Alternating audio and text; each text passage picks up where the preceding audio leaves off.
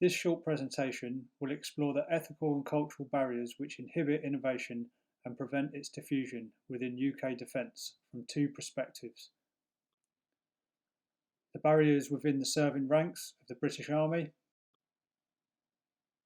and the barriers within the MOD, responsible for supplying the soldiers with innovative products that increase their effectiveness. Examples will be given and possible solutions suggested.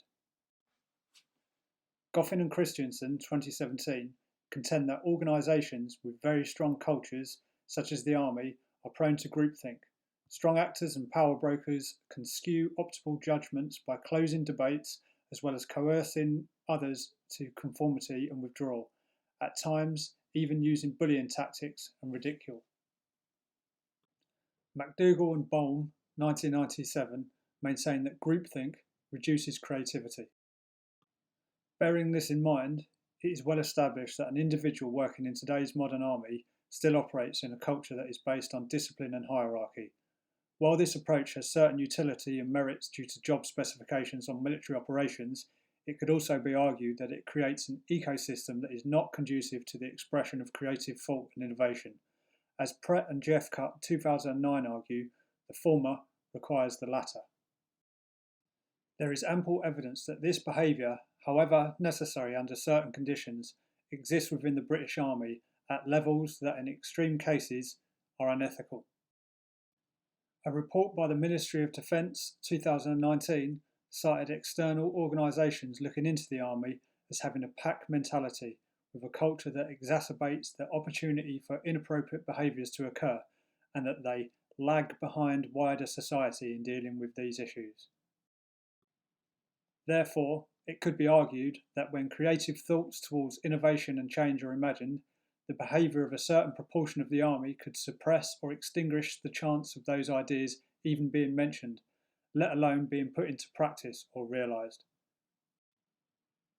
Even if the voice of creativity and innovation is heard, there is still the significant hurdle of diffusion. Rogers, 2003, states that diffusion is the process in which an innovation is communicated through certain channels over time among the members of a social system. The aforementioned MOD report cited there's a certain section of the Army in positions of influence whose behaviours are shaped by the armed forces of 20 years ago. Thus, it could be argued that these individuals may be likely to display low levels of innovativeness, or the likelihood that they will be amongst the first to embrace novel innovations at their inception or presentation.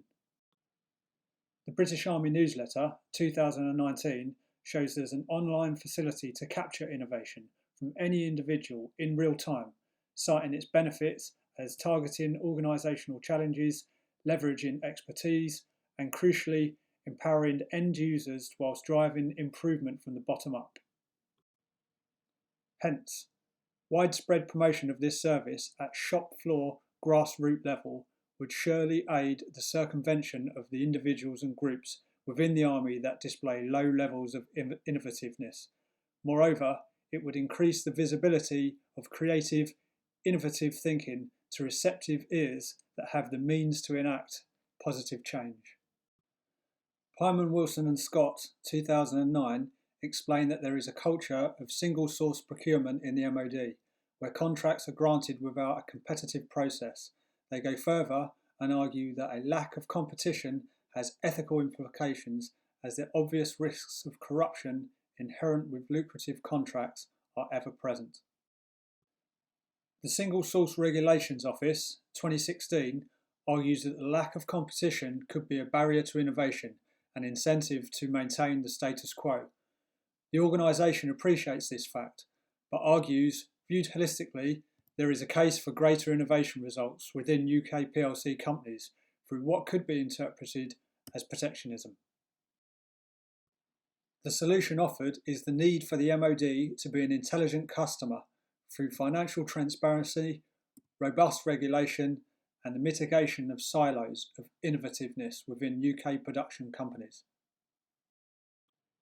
Chesborough, 2011, identifies how the open innovation model can be implemented from a variety of different sources.